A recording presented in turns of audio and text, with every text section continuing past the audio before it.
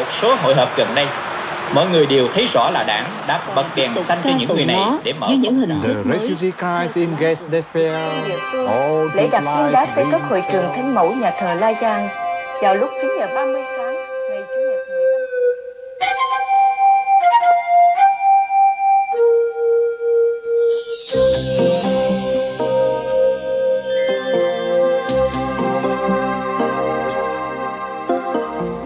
If you remember, sometimes you have a dream or nightmare in which you try to reach for something, and it keeps evading you by being just a little further away, 1 or 2 feet further away from your reach. This is the feeling that we all had when we first came here. And lost the country. And lost the entire country.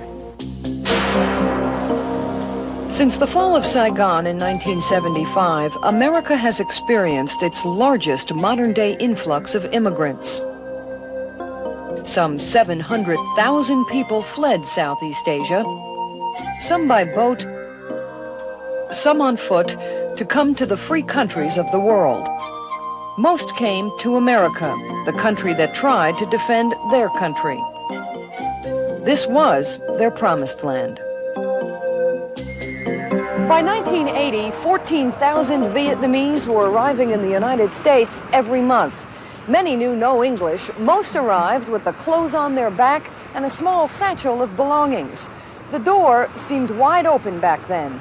While the Orange County, California area had the largest settlement of Vietnamese, Houston, Texas was right behind. Some say it was the hot and humid climate of the Texas Gulf Coast that reminded the refugees of home. Others speculate it was Texas's booming economy. Oil was $30 a barrel, and Houston was a place where nearly everyone could find a job and cheap housing.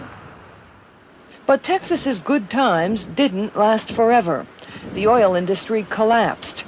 Tens of thousands lost jobs. Banks went belly up, and Houston became the foreclosure capital of the country. The issues of resettlement exploded. Resources already strained struggled to accommodate the growing needs of refugees who were markedly different from most of us. All of a sudden, people aren't coming from where the rest of us came from, and that's been a major shift. Between 1820 and 1960, 86% of all immigrants to this country came from Europe. Between 1970 and 1980, only 18% came from Europe. There's been this tremendous expansion of Latin American and Hispanic communities and Asians. Tensions flared along the coastal fishing communities, Asian gangs stymied police, and in many areas, the welcome mat wasn't out anymore. White supremacy! You bet!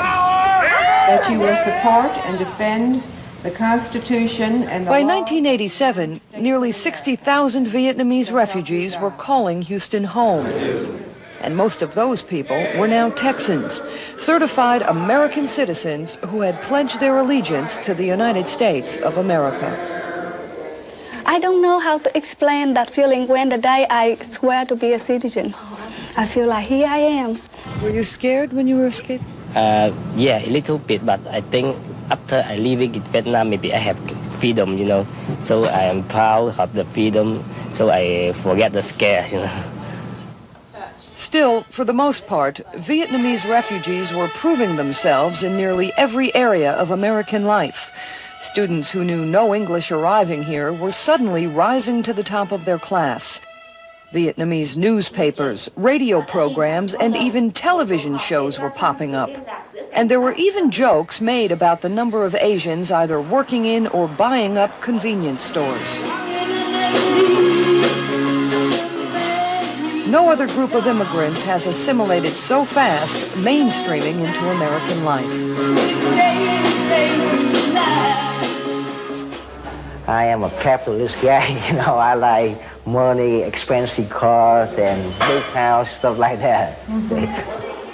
But the assimilation has not been without a price for the refugees. Many say they are starting to lose the most valuable thing they brought to this country, their sense of family. We live by the extended family, and we think that the family is the basics of our society. We have to build up that kind of very close relationships in the family in order to have a strong society. Unfortunately, the strain of merging into American life pulled at the very fabric of the Vietnamese family structure, causing many traditional values to collapse. Women who stayed at home in Vietnam were suddenly thrust into the workplace, upsetting the dynamics of married life. For some, it ended in the unthinkable, divorce. Not many Vietnamese women that divorce in Vietnam. Very few, especially for Catholic. It was very hard for me. It took me many years to make the decisions. When the woman was young, when she stayed in the family, she has to obey the father. And when she get married, she has to obey the husband. And when the husband passed away, then she has to obey her son. It's a lifetime of obedience. Lifetime of obeying everyone.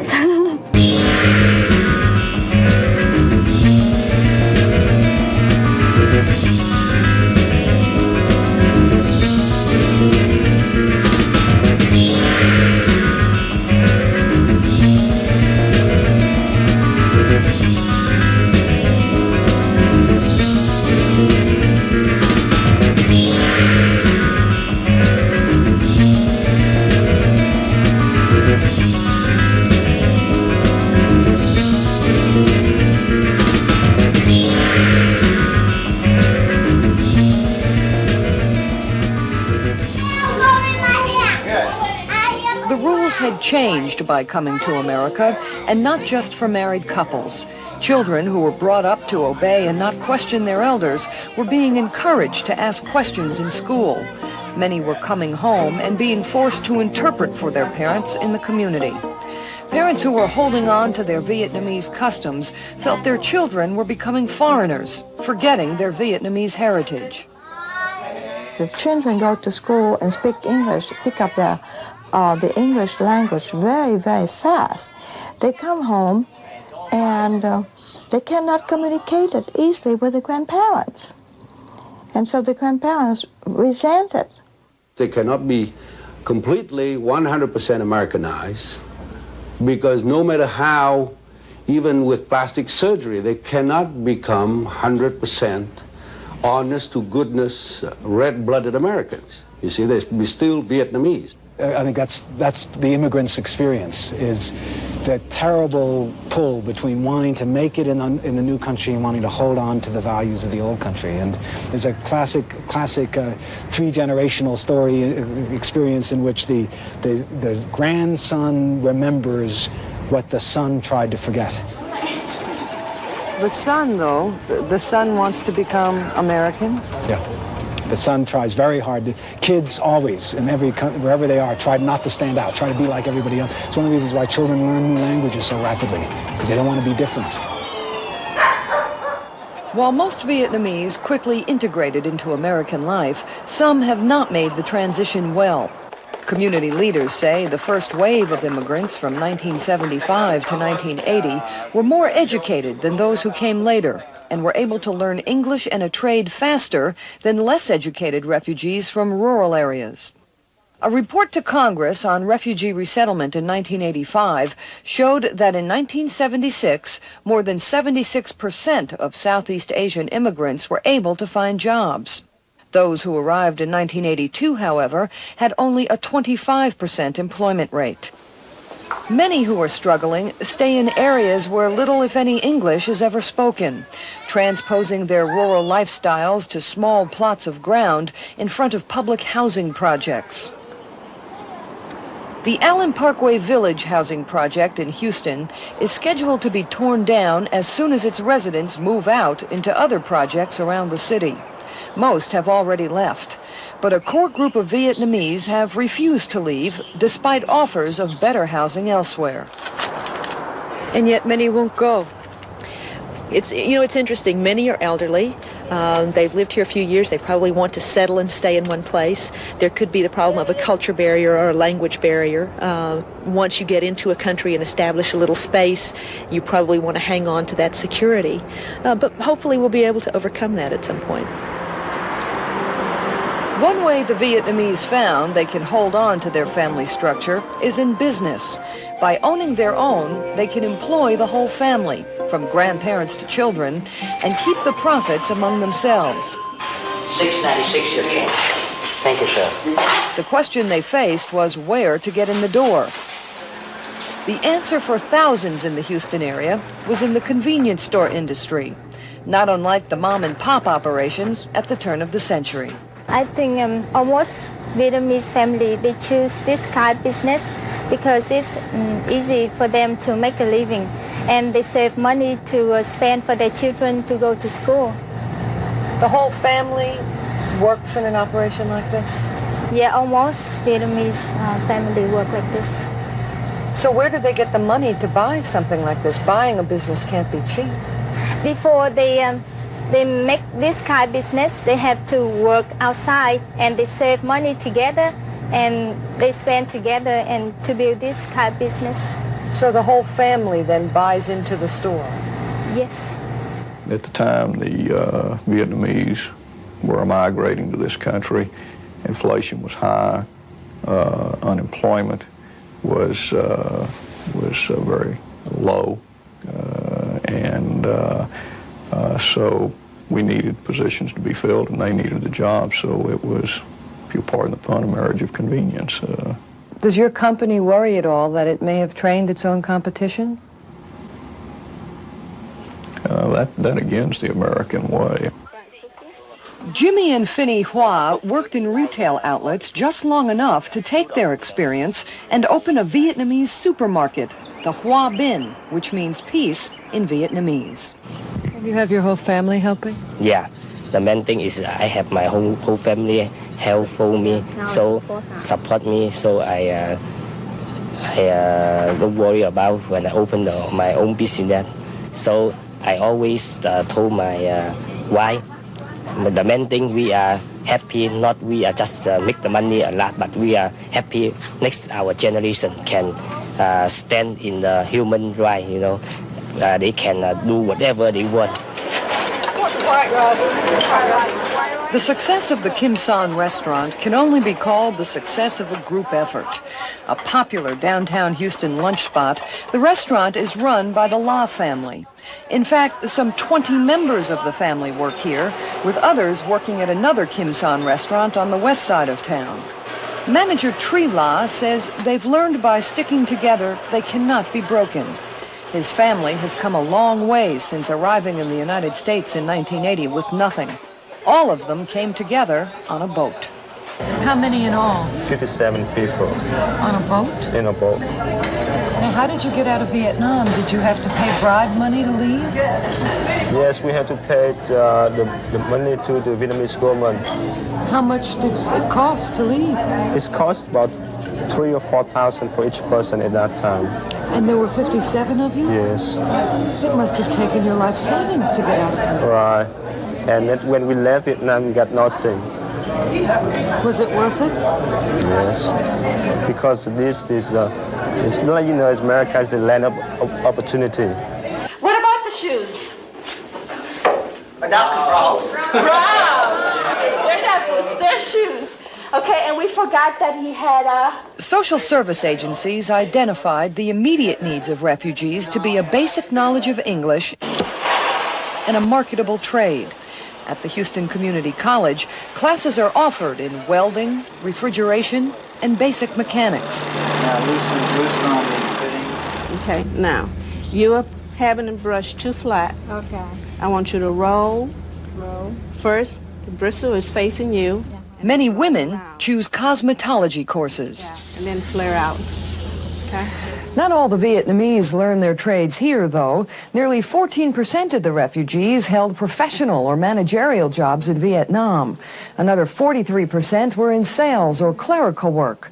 Unfortunately, the jobs they were able to obtain in America were of lower status than the ones they held in their homeland. Less than half of Vietnam's white-collar workers made the transition. Let's see if you can open your eye for me. Dr. James Cow was 28 years old and a practicing physician when he fled Vietnam. He had to undergo years of retraining in English to get his license here. His dream was to be an oncologist for his own people. How you feel? What was it like for you setting up your own practice? Okay, all right. Adventure. One of my friends over this community told me that the Vietnamese people over here probably need some doctor that able to communicate in their own language. So for me, that is just like a dream, because I always dreamed to be a doctor of my own people. It meant to me that you got to really prove that you deserve something. That comes with the freedom. Yeah, it's always like that, you know. It's nothing, that's like they say, there's nothing free. And I got many a bad thing. And no matter what I did, I'm still an American citizen.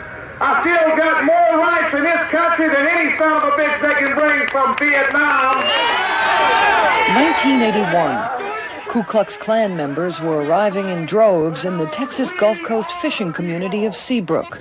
Their arrival, a means of protesting the growing number of Vietnamese fishermen operating out of the Galveston Bay. The refugees had been moving into the area for several years and were starting to undercut American fishermen by working longer hours and selling their catch cheaper. Well, you know, when they first came there, they didn't meet with all that hostility. The hostility only came later, you know, when these guys worked very hard. They got up early, and they got a bigger catch, of course. And then the locals started to see, hey, you know, he's trying to catch my fish. And that's when the hostility started. The hostility came to a head in Seabrook after an American fisherman farther south in the town of Seadrift was shot to death by a Vietnamese fisherman in what was ruled self-defense.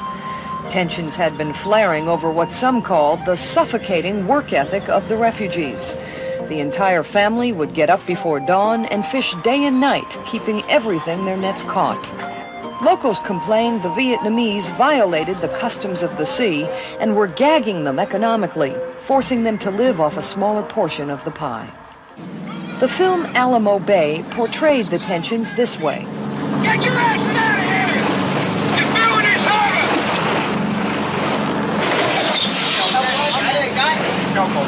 Come on, move it! I repeat, get your asses out of here! This harbor's closed! Reality, though, was far more frightening.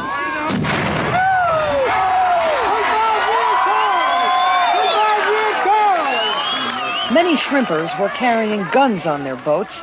Vietnamese boats were burned, and the white robes and flaming crosses of the KKK had many in law enforcement concerned about outbreaks of violence. At the time, Doi Do and her family had just moved to Seabrook and opened a fish market. Well, she was in the fish market with my brother when a guy drove by in the truck, stopped by, get off his truck, and wave his gun like us, you know. He didn't actually come in the store or anything. He just waved at us, like trying to scare us, you know. Were you scared? Yeah, we were scared. She was scared, yes. And they threw things in the parking lot? Yeah, like beer bottles and stuff like that. You know, it was pretty bad then, but it's calmed down right now. You know. Did you ever think about leaving? No. No, you know, because this is where the place we want to be at, you know, to make a living here. You know, just because they come by and scare us does not mean we have to move, you know, just because of them. We have to stand up for ourselves, too. You know, I can't just run away from, you know, just because they come by and threat us and stuff like that. There's no reason why we should be forced. The former Grand Dragon of the Ku Klux Klan, Gene Fisher, still says he was only trying to protect his livelihood. Today, Fisher makes his living off the land, not the sea, as a contractor. His former leader, Louis Beam, has been arrested, and another Klan leader has moved away from the area with a Mexican woman. But I was trying to stop something that this country was built on and based on, and it wasn't going to happen. It's not going to happen. And things just kind of escalated, maybe, you know, more or less on their own, and with a lot of shove from the media. I think the media wanted, you know, it was almost like they were more bloodthirsty than I was. They wanted a confrontation. Gene Fisher, when he was the Grand Dragon of the Klan one time, he called me and told me that he had just contacted a media and told the reporter that he and 12 or 14 other fishermen had just got back from Camp Puller in over in Anahuac and had gone through basic training, the paramilitary training that the Klan was supposed to be, you know, given to all the people. And I said, well, Gene, I saw you the other day. When did you get back? And he said, well, we never went. He said, but the point is, Kirby, he said, the media is my prostitute. And when I tell them we're doing something, they jump. You know, Well, don't you think seeing the robes and the crosses kind of incites people? Oh, well, I know it does. Sure. But that wasn't the primary purpose. The primary purpose was to get the attention to tell our side of the story, to let people see that, you know, here was two fishing villages side by side that at one time, at the most they ever had, was 70 boats here. Now, on a Sunday or whenever all the boats in port, you'll see in the area, I could estimate over 150 of just Vietnamese boats alone. Do you ever find yourself grudgingly respecting what these people have done? No. What have they done? What have they done? How can you, say, do you respect an army of ants because they can devour a tree? Is that what you think? Sure, they've devoured a market and they will eventually cause themselves to go broke. I love my people. My people are all white. I love them above and beyond, or care about my race above and beyond anyone else's race. Doesn't mean I hate anyone else's race. What about the boat burnings? Well, at the time, like I said, it's too bad. It's not too bad that there was a boat burn, but too bad they didn't all burn. That doesn't disturb me one way or the other. You know, I was in it to win. I was blamed for it or blamed for ordering it. I didn't order it one way or the other. But it's like I told a person from the FBI. I don't care if they all burn and take the captains with them, and still don't care. If all of these boats here right now was to burn, it wouldn't bother me one bit. So I'm not ashamed of anything I've done. Or the way I went about it might have been wrong. But that's back there, you can't go back and change it. But I did do it. I didn't sit in a beer joint and talk about it. I didn't sit in a coffee shop and bitch about it. I went and tried to do something about it, tried to stop it. And now I have no regrets other than the losing. I don't have any guilt complexes, no guilt feelings about Vietnam or here. Are a lot of people bitter about the way things worked out? Oh, sure. Are you? Bitter? Yeah. Anyone who loses has got to be bitter. That's the old thing about it. You just, as long as you play the game, everything is all right. That's a bunch of bull. People who grow accustomed to losing, that's what they are, is losers. Today, the Seabrook area is quiet, in part due to the efforts of the Justice Department. Efrain Martinez is a regional conciliator for the department, his job to come in and get both sides talking. He says what the area needed was time. As I told the parties involved, especially the Vietnamese fishermen and the Anglo fishermen, that really what we were trying to do is buy some time, that with the passage of time, the Vietnamese would get to learn the laws, the rules, the customs, get to know how things were done here, and then vice versa. The other side would get to know the Vietnamese better, get to understand them, and that essentially is what has happened. Still, local fishermen argue that the passage of time has only forced them out of business. It's just simple arithmetic, Ginger. There's about 4 Indo-Chinese fishermen to 1 American now. It's just about that odds. And this is all coming just in the last few years, see. And if you put 5 times the doctors in Houston or 5 times the lawyers, their business would go to pot also, I would think, you know. Let's put it this way. We don't come here try to run people our business or the natives our business or something. We just try to make a living, and we work hard for that. We save our money. When we make it, when we earn the money, we save it. Not like the American people, you know, because they spend more than they earn, you see. That's the problem. The situation in Texas is quiet for now, but the problem is hardly over. In fact, as the refugees moved inland along the Gulf coastal waterways and arrived in places like here at the mouth of the Mississippi River in southern Louisiana, the problems began all over again. 2 men on a boat, and I had a boat stopped there. They had 2 men on a boat. I grabbed my shotgun. I never had no bullets for it. 2 men on a, it's like a man breaking in your house. You wake up and they got a man in your house, 2 men in your house. You go for your gun, you know. In September of 1987, 14 Vietnamese fishermen were arrested in Louisiana for allegedly opening fire on an American shrimper after their boats collided. At a preliminary hearing at the St. Bernard Parish Courthouse, charges of attempted murder were dropped against all but 4 of the fishermen. The Vietnamese claim shrimper Ricky Robin pulled a gun on them after his boat drifted into theirs. Yeah, they said that nobody on the control the American boat that time. So, but the people in the border, and they go over there and tell them, your boat hit to my boat. But the American people say, oh, get out of my boat. They have the gun. They have the gun, the shotgun. The fisherman's attorney claims it was a misunderstanding. There are some attempted murder charges here. That is correct. And there are still attempted murder charges against at least the 4 members of the crew of the Tuan. However, I do feel that this is a tempest in a teapot, that my clients will be exonerated, and that there will be nothing further that will come of this. However, it is frightening to me to see the disputes between the Americans and the Vietnamese. Why does that frighten you? Because I've heard what happened in Houston. But the story Robin tells is far different. He claims he was trawling when he was hit by a Vietnamese fishing boat. He says he ran up front to find out what happened and found 2 Vietnamese men on his boat. Well, I wasn't scared until I seen them 2 Vietnamese on top of my cabin, on my boat. What'd you think? I thought they was coming to get us, do something with us.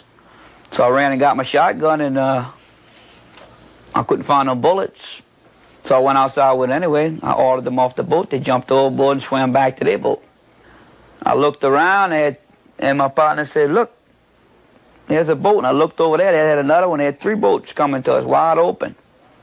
So I went in the front, and with all excitement, I grabbed my trotters, and I tried to get away, and I popped the key in the propeller, and I was stranded. I couldn't go ahead, I couldn't go back, and I was sitting there like a duck. And they came to the boat, we were scared to death.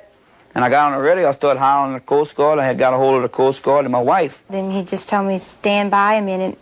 Some Vietnamese just hit my boat. He says, I can't move. He says, I have 3 of them coming toward me. He says, 2 of them just boarded the boat. He says, and I have no one around here to even help me. And just as soon as he told me that, then that's when his deckhand come in the boat and started howling. They shooting at us. They shot 1 shot. Then a second shot was fired when he dove in the cabin with his face on a deck. I thought the boy was dead. I thought they shot him. But he had got up. He had dove, and a shot come over him and hit the back of the cabin. Well, then the Vietnamese turned their lights off and they took off running. And now we had to get a tow in. And now you carry guns. Oh, yeah. We carry bullets, too. Plenty bullets. We don't go out, we don't leave home without it. Robin's family and friends share his sentiments about the Vietnamese. The issues they raise sound identical to the ones Texas fishermen were grappling with 6 years ago. Issues involving customs and too many people fishing the same area. Meeting at his home, they spoke of their frustrations. They'll fish this area. When it's fishing is way down, a new state opens, they'll move on. And wherever they move on, they cause trouble. And they don't know the rules of the sea. They got scouts. That's what they got. They got little scouts they sent over here. And if we catch a shrimp over there, that little scout's going to radio to the fleet, and the fleet's going to come there and run you down. That's what's been happening. It's little scouts. They send one here, one over there, just like in the battle. Yeah, the Indian Is that true? That's honestly true. That's honestly true. It's got little scouts. That is the truth. Do you know how locusts work? Locusts? Yes. Do you know how when they come into land, into cornfields, into any field, the locusts just eat and eat and eat, and it keeps spreading and spreading and spreading, and when they leave that land, do you know what the land is good for? What? Nothing. That's just what's going to happen. We outnumbered 2-1, 3-1 in our own waters. We don't stand a chance. They fish around the clock, day and night. They keep everything and anything. They live off the sea. You know, it used to be, when we used to go out in the shrimp boat, we couldn't look forward to leave the dock. All smiles to get out there. We loved it so much. But lately it got so bad that I'm just plain disgusted. And to tell you the truth, if I could sell my boat, I would sell it. But who wants to buy it? Because they ain't going to be waiting on another couple of years. That's how bad it's gotten. In other words, I don't like shrimping no more. It's no more fun no more. It's serious. Whenever a man's got to carry a gun on him to make a living, it's got downright serious. It's disgusting. The Vietnamese are aware of the growing tensions in the Louisiana area, but like their counterparts in Texas, they too say they're only trying to make a living. Still, some say maybe the Vietnamese are working too hard and need to slow down. They work too hard, really. I saw some guy, they sometimes go, but 36 hours, they don't even sleep. That's the way they tie. They keep going. You think they need to learn to slow down a little? Yes, I think so. How well authorities will be able to deal with the tensions between the fishermen remains to be seen. Locals say the government should step in and limit the number of licenses issued to commercial fishermen. But at this point, the government either can't or won't get involved. This has been disruptive, but we cannot take them out. And as long as they're obeying the laws and going about their business. I am a capitalist guy, I like money, expensive cars, and big house, stuff like that. The American dream. The American dream, yes. I think if I live in here for a while, I can do okay, and I will catch up everything in the United States. You feel you need to catch up then? Yeah, I need to catch up. That's a very long word. Spell it for me. Vietnamese children have done more than catch up in America's school system. Arriving in this country with little, if any, English, they've pushed themselves to the forefront of the public school system, in some cases leaving other students far behind. Asian ninth graders in the Houston Independent School District scored nearly 20 points higher on math tests than other students in 1987. And even outperformed the other students in spelling and basic language tests. I have seen a very dedicated student, a highly academic student, seriousness of purpose, with goals and objectives. And they are good examples for students to follow. The thing that I notice most about them is that they seem to have a mission. I have to study for myself, After I have a job, I can help them because they cannot walk. They cannot go to work, and I have to help them. So when you get older, you plan on helping support your family? Yes. Many parents live only, and they put all their efforts into the children being able to be well educated so they can have good jobs, high-paying jobs, to be able to grow in this society. And also to perpetuate the family. And it's certainly, that's always, when you're around a country where majority of the people are more than Buddhist. They come from a background where the family lineage is very, very important. So to have the children succeed is in a way guaranteeing the success of the family? That's correct. Do you ever wish that it would be okay to just get a B or a C once in a while? Yes. I'm doing my best. The first time I make A's, B's, and C, I think I did real good. Then I tried to do my best to make A's, all A's. And once you make all A's, you have to keep making all A's, don't you? Is that hard? Yes. So you speak Vietnamese and English occasionally at home. You also speak Chinese sometimes at home, and you're studying Spanish here in school? Yes. And my mom knows French. I also know a little because I study at Vietnam. Yeah. Yes. Well, it sounds like the United Nations at your house. I know. But the pressures to learn English and get good grades are not the only ones that Vietnamese kids are under. Many say they live a kind of schizophrenic existence, trying to exist between two worlds, their American world at school and their Vietnamese world at home. At home, we have to speak Vietnamese. We cannot speak English at home. No. They're afraid that we're going to forget how to speak Vietnamese. Vietnamese students at the University of Houston are no different. We do have conflict somewhere in there, and it's just like conflict, and it's just kind of different ideas, and it's like a democracy and Democrat and a Republic, and one to move up and one just like conservative holding back, and that's how I feel like democratic, but yet it's Republican. And you've got both parties inside you? Yeah. Do you think they're going to bring the same drive they have in the school system out into the real world? By all means, they will, because they've already experienced some of the hardships. They've already experienced what it takes to be successful. They have worked hard, and they see that it will pay off if they work hard. And they will carry that same thing out into the marketplace. In other words, they probably will have in the back of my mind, I'm going to reach the top, catch me, which is good. And that's the old American way, competitiveness. First, I want to help my fellow man. Second, I want to make the most money I ever wanted. That's right. Hallelujah. Hallelujah. Third, I never want to get those two numbers mixed up. But not all of Vietnam's young people have become whiz kids.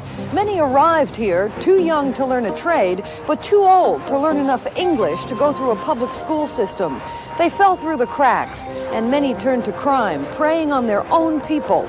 It's created several unique problems for police: how to combat the growing crime in the Vietnamese community, how to understand the refugees, and how to get them to report when a crime has been committed. In spite of the size of Houston's Vietnamese community, law enforcement officials admit they've not been able to effectively provide them with police services. Part of the problem is the language barrier. Only a few police can speak Vietnamese, and none of the city's 911 operators are trained in Asian languages. Perhaps at some point when the budget is better, the crisis team can hire Asian females to work in this capacity. At a meeting of Houston's Asian Task Force, local law enforcement agencies are working with the Justice Department and Vietnamese community leaders to find solutions to the growing problem of gang violence. You talk about losing face. I don't want to say about losing face, but I say about losing status. So that's losing. The man was a boss, and over here, it's third class. In cities from coast to coast, police have found that getting Vietnamese people to report crime is a major stumbling block, in part because of the language barrier, but even more because of the refugees' reluctance to report crime at all. Asian investigators who work undercover in the Vietnamese community say there are many reasons for this. They're scared because in their country, the police over there were corrupt.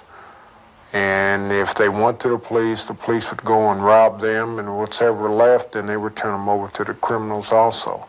So here, they just don't trust the police from their country. Is that hard for you? Yeah, it makes it very difficult for me. When I'm trying to talk to them, they just don't want to talk to you. a lot of times during the course of a robbery, one of the younger Asian females will be raped. They will report the robbery, but they will not report the sexual assault. Traditionally, it's a great shame for a girl to lose her, for a Vietnamese or an Asian girl to lose her virginity for one, or to lose her pureness. Therefore, rape is reported with great reluctance, if ever. So then the victim carries the shame for the crime? Of course, the victim carries the shame, and... Isn't that a little backwards, though? Of course it is, very backward. But traditions are traditions, we cannot change them overnight. Gang members know of the refugees' fear of police and prey on it, working almost exclusively in the Vietnamese community. Even though most gang members are in their teens or early 20s, police say they are dangerous and in some cases deadly. They'll come into town here and they'll get with some of these younger kids at some of these schools and get real close to them. And once they find out that mother and father or grandfather, whatever, owns a business, they'll find out about when they're bringing the money home, where they're leaving it, and then they'll go in and rob them. They will tie them up, tape their mouths, and put them in one room. And also, when they do these robberies, they will wear a mask, which makes it hard for the person to identify them. All of them are usually armed. Some of them with these small type semi-automatic machine pistols, Uzis, KG-99s, MAC-10s type weapons. Street police, like Officer Mike Kelly, say dealing with Vietnamese criminals is a whole new ballgame for police since they operate differently than American criminals. Kelly works on the west side of Houston, where most of the city's Vietnamese community has settled. If you run into an Oriental burglar in your house or something, he may also be a top hitman. And this is something else that they don't specialize. See, they do it all. They'll destroy anything, anybody in the way, and they don't care. And they're proud of it.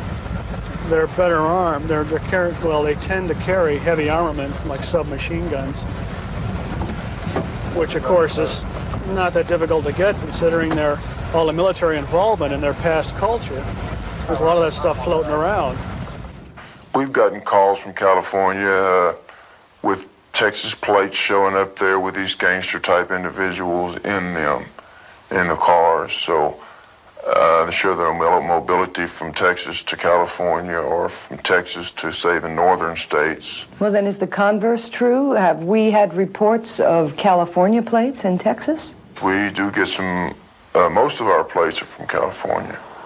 Restaurants are a particularly easy target for the gangs. They don't have to search them out. Many stay open late, and members know restaurant owners don't want trouble. One gang called a restaurant, say, we need $500 or something like that, and we'll pick it up in 15 minutes. So the girl thought it was a joke. She thought nothing of it. And 15 minutes, they did show up, 7 of them. And so she, called 911 and went into hiding into the bathroom. They pulled her out, they made her open the cash register and, took her jewelry and so on and went. Before the police got there? Before the police came, yeah. Jim Ridgway is a social worker in the Houston area working for a Vietnamese-owned employment agency. He served for several years as a missionary in Vietnam. Now, as a member of Houston's Asian Task Force, he's trying to help police prevent crime in the Vietnamese community. Since most gang members are young and unemployed, he came up with a plan to help keep them off the streets. I call it a carrot and stick plan. I don't think they really thought of it that way, but the stick side was to find Vietnamese who were properly qualified to join the HPD Police Academy, graduate, and become officers on the street. The carrot side of the program was in being able to find jobs, just like we have here in this program, for the young singles and the adults, just like anyone in the society. If you're not working, times get tough, you can get into trouble. Do you see the situation as getting any better or getting any worse? We see it as kind of growing from year to year. Do you think these gang members are dangerous? For the type of weaponry and the type of modus operandi they use when they do these robberies, the way they're described to us, I believe I'd use extremely dangerous. One way police have been able to get the word out to the Vietnamese on reporting crime has been through several local media serving the community. In Houston, there are 9 Vietnamese newspapers, several publications, a radio program, and even a TV show targeting the Vietnamese audience. Linh Nguyen is the editor of one of the biggest Vietnamese newspapers in the Houston area. It's called Nay Nay, which means today in Vietnamese. Linh is more than a little experienced for the job, having been the former press secretary for the government of Vietnam. Every Vietnamese who is outside of Vietnam has relatives, some direct relatives, some distant relatives, but we always have relatives and friends who are still back there. And we desperately need to know how everything affects them that are back there. What is it that the Vietnamese people want to read about? Well, they want to read about home first. News of Vietnam and news of the Vietnamese community around the world and news of the Vietnamese community here in Houston. They also want to read sort of like an explanation of what the other American news and world news mean to them as the Vietnamese community. Vẫn im hơi lặng tiếng, không những thế, còn tiếp tục ca tụng những chính sách phản dân hại nước của Đảng. The Voice of Free Vietnam also tries to keep the Vietnamese up to date. A weekly radio show started by Dr. Tin Tran in 1980. It provides the refugees with news, information on community activities, and where to get help if they need it. We use the Voice of Free Vietnam to make people aware of different activity of the churches, like the U.S. Catholic churches, the YMCA resettlement program, or the International Rescue Committee program. So you're getting the word out? Yes, we need to communicate.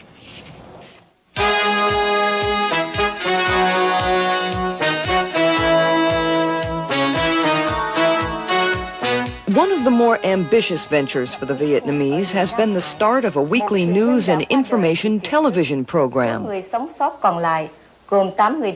THVN is the brainchild of Quang Than, a former petroleum engineer who says he fell in love with television after taking a class in broadcasting. Complete with up-to-date equipment, some 25 Vietnamese young people pooled their talents to produce the show, which, like news operations everywhere, even has anchors struggling to get names right.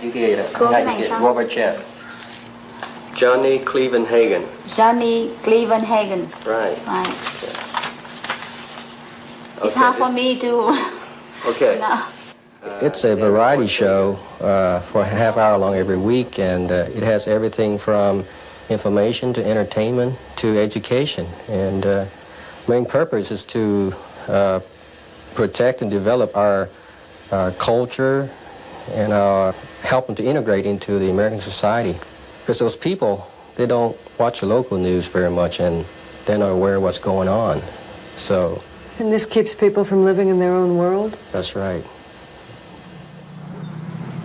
For most Vietnamese refugees, the nightmare of leaving their homeland is far from over. Theirs is a culture that lives by the extended family, and nearly all the refugees who have settled in the United States had to leave someone behind. When the airplane took off, I realized that I lost my country. I realized that I lost my family. And I don't think that I would be able to ever see them again. That must have been so difficult for you. It's very difficult for me, and I think it's very difficult for all the Vietnamese who lost the country. So you lose family heirlooms, you lose family portraits. You lose your history. You lose your history. You are blank, blank, blank. The Orderly Departure Program, set up as a safe and legal avenue for refugees leaving Vietnam, has turned into a bureaucratic and political maze of paperwork, even for people who are familiar with governmental systems. Houstonian Jerry Konisberg has been trying to bring over the parents of a young Vietnamese girl to the United States. She has written to dozens of officials in Washington for help and has even flown to the Vietnamese embassy in London to ask officials there to allow the parents to come to the United States. Her experience has been a kind of catch-22. The Vietnamese say they will let the parents out if the U.S. gives them an entry permit. The U.S. says they will give them an entry permit if Vietnam gives them an exit permit first. She's got a disease that is attacked her hearing and is now attacking her sight, so that she will fairly soon be blind. The State Department was real helpful, not on an official basis though, but people within the State Department was giving me names of mercenaries who supposedly go into Vietnam and can get people out. But I have some real concerns about working with, those kinds of Rambo type people. There's no guarantee that the family would get out safely. I don't have an endless supply of money, and some of the people, Vietnamese and American types, mercenaries, have asked for substantial amounts of money. How much? Anywhere from $20,000 to $500,000, and with no guarantee. What if she went back? She can go back. The Vietnamese mission office in New York told me that she can in fact go back, but she would probably be killed or put in jail because as a boat person they would consider her a traitor. At 9 years old? At 9 years old.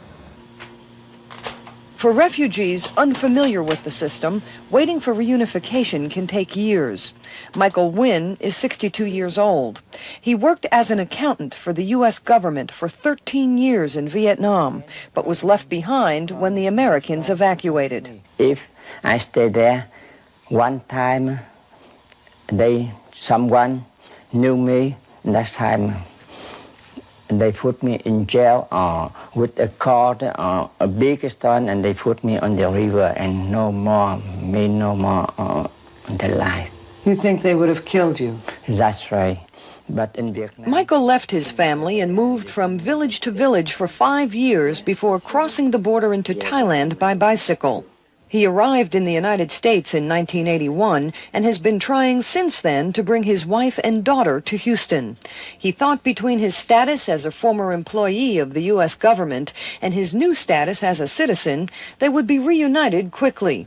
But after an arduous letter-writing campaign to officials in Washington and 7 years, he is still waiting. Come on in, Mike. How did you do, Mr.? Fine. Come on in. Good. See you. Michael has taken his case to Congressman Jack Fields. You're welcome. Please sit down. Thank you. Hoping for help. I'm sure she's told you that we've written several letters to the U.S. Embassy. And, we're going to be following this very closely and trying to encourage the government of Vietnam to allow, your wife and your daughter to come out. And, we'll just have to stay vigilant and continue to work on it.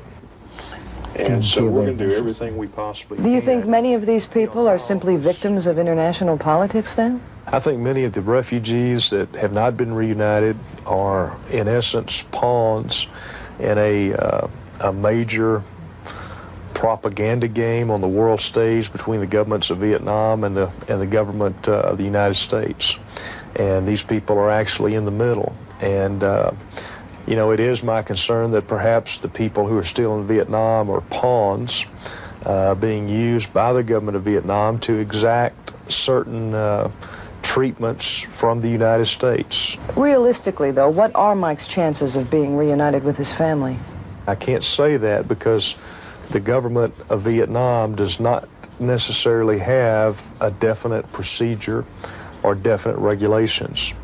For 18 months, they suspended exit visas altogether.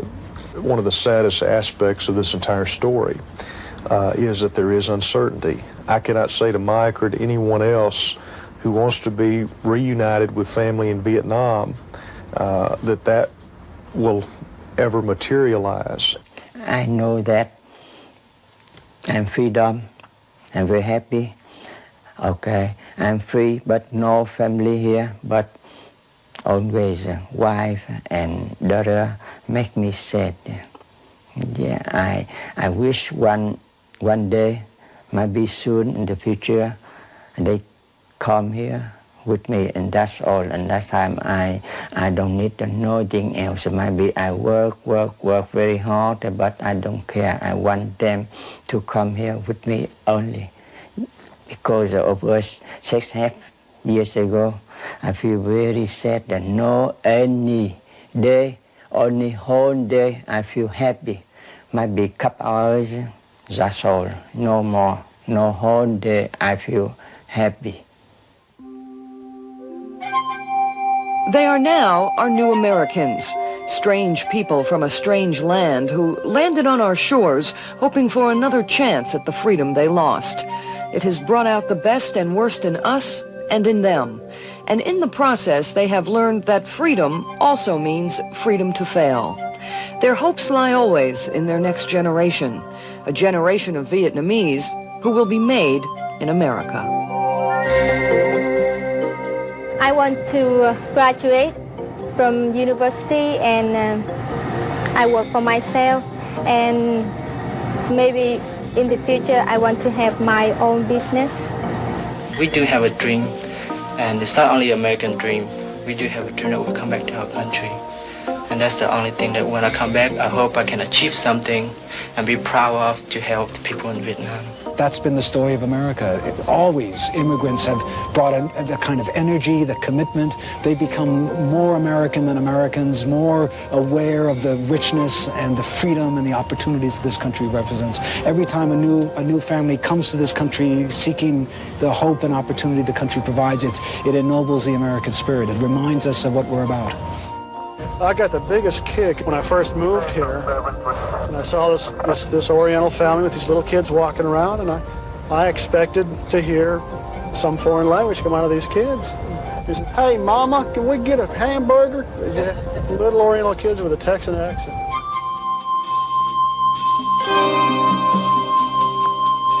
But the two cowboys have to work too. The little cowboy can help the big cowboy. This is the two cowboys. Here, the two workers. The little cowboy can help the big cowboy.